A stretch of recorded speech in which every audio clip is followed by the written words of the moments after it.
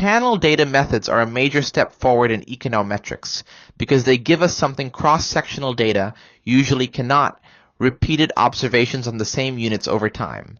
That opens the door to much better control of unobserved heterogeneity and much better policy evaluation strategies. The first distinction to keep straight is between pooled cross-sections and true panel data.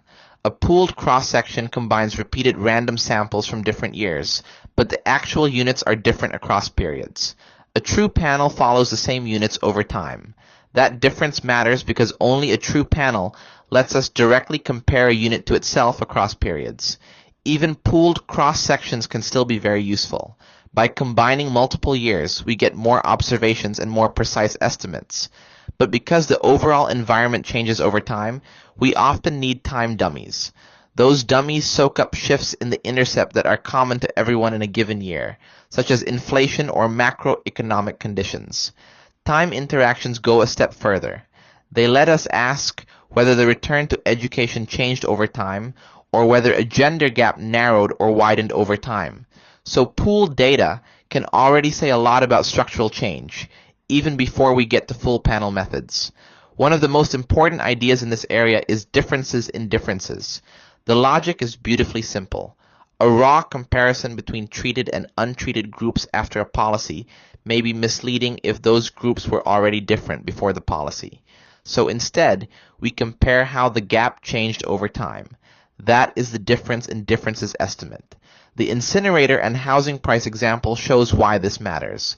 Houses near the incinerator site were already cheaper before construction started, so comparing near versus far only after the project would overstate the causal effect.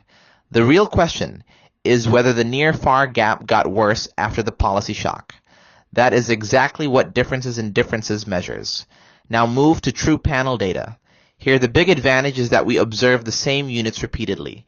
That means we can control for unit-specific factors that do not change over time, even if we never observe them directly. Think of an individual's innate ability or a city's long-run geographic advantages. These are exactly the kinds of omitted variables that create trouble in cross-sectional regressions. Fixed effects estimation removes those time-constant unit-specific factors by focusing on within-unit changes over time. In effect, each unit becomes its own control. This is powerful because it deals with a huge class of omitted variables automatically. But it also means we cannot separately estimate the effect of variables that never change over time for a given unit. Random effects is a different approach. It also recognizes unit-specific heterogeneity, but it assumes that this heterogeneity is uncorrelated with the regressors. That is a strong assumption. If it is true, random effects can be more efficient.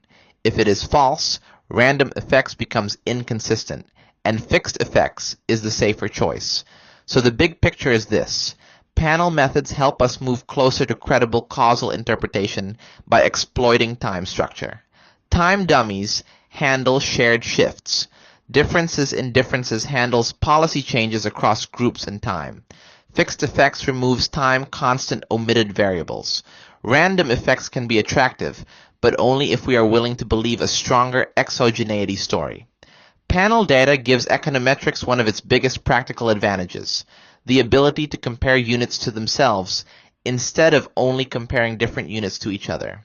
Next, we move into time series, where the ordering of observations becomes central and dynamics start to matter directly.